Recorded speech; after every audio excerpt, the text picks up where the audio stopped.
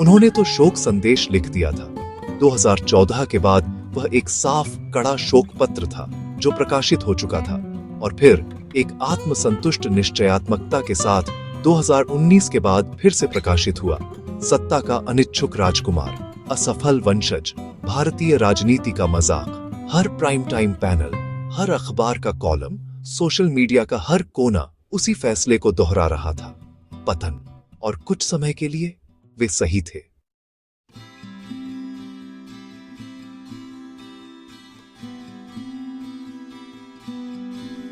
एक दशक पहले मैं वातानुकूलित कमरों में बोल रहा था। मैं तकनीकी शब्दों का प्रयोग कर रहा था, सिस्टम और प्रक्रियाओं के बारे में बात कर रहा था, एक आधुनिक राजनीतिक मशीन बनाने की कोशिश कर रहा था। लेकिन यह भूल रहा था कि हम किस लिए लड़ रहे थे, उसकी आत्मा क्या थी। मैं सलाहकारों, रणनीतिकारों और हाँ में हाँ मिलाने वालों से घिरा हुआ था।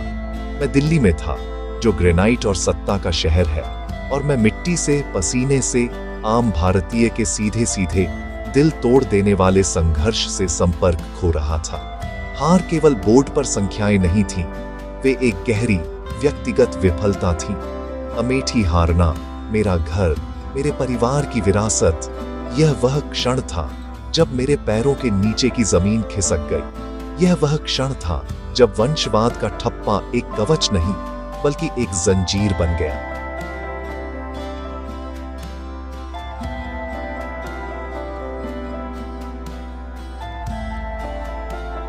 देखिए, तब मेरे पास एक विकल्प था। मैं पीछे हट सकता था। मेरे वंश ने जो आरामदायक जीवन दिया उसे अपना सकता था।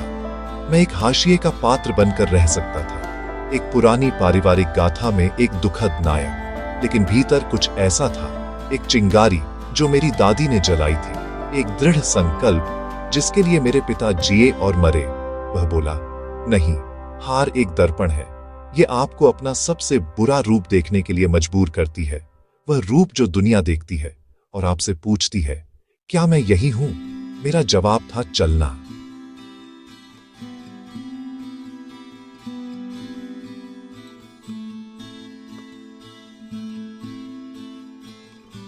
मैंने चुनाव सर्वेक्षण देखना बंद कर दिया। मैंने पंडितों की बातें सुनना बंद कर दिया।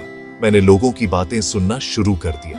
वह लंबी, बहुत लंबी यात्रा, भारत जोड़ो यात्रा, कोई राजनीतिक रणनीति नहीं थी। यह एक तपस्या थी, एक तीर्थ यात्रा, विशेषाधिकार के अलगाव को जलाकर राख करने का एक तरीका। मैं 4000 किलोमीटर चला, धूप में, बारिश में, कड़ाके की ठंड में। मैं एक किसान से मिला जिसका कर्ज ही उसकी मौत की सजा था। मैं एक छात्र से मिला जिसके सपने बेरोजगारी से घोंट दिए गए थे। मैं एक महिला से मिला जिसकी गरिमा अन्याय से छीन ली गई थी। उन्होंने मुझे वह पप्पू नहीं देखा जो मीडिया ने पेंट किया था।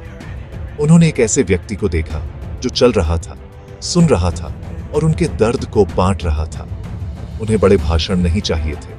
वे चाहते थे कि उनके दर्द को स्वीकार किया जाए, उनके संघर्षों को पहचाना जाए। उन्होंने मुझे एक सीधा सच सिखाया, राजनीति शक्ति नहीं है, यह करुणा है।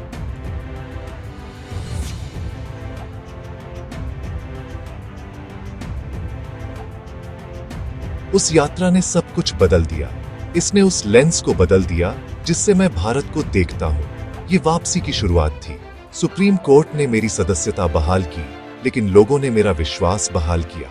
न्याय यात्राएं उसका अगला कदम थी, केवल एकता के लिए नहीं बल्कि न्याय के लिए चलना, गरीबों के लिए, हाशिए पर पड़े लोगों के लिए, युवाओं के लिए। और आज स्क्रिप्ट फिर से लिखी गई है, शोक पत्र वापस ले लिया गया है। हम यहाँ केवल विपक्ष के रूप में नहीं बल्कि एक दुर्जेय आवाज के रूप में खड़े हैं। लोगों ने हमें उनके लिए बोलने, संविधान के लिए लड़ने और सत्ता को जवाबदेह ठहराने का जनादेश दिया है।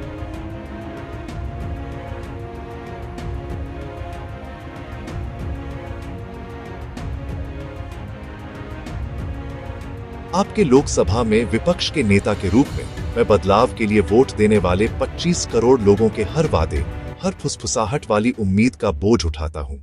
यह लड़ाई अब किसी एक व्यक्ति के करियर के बारे में नहीं है, यह भारत के विचार को संरक्षित करने के बारे में है।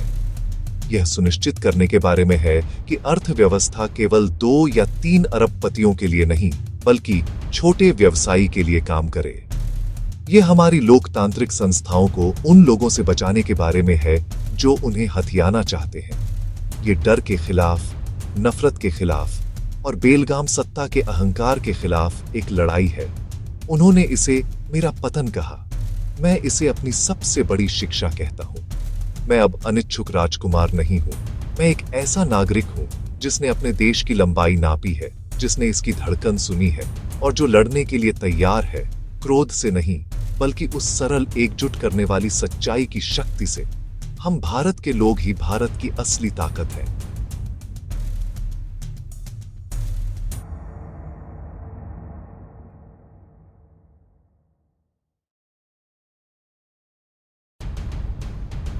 हमारी लंबी यात्रा अभी शुरू ही हुई है। आइए हम साथ चलें, न्याय के लिए, हमारे भविष्य के लिए, भारत के लिए।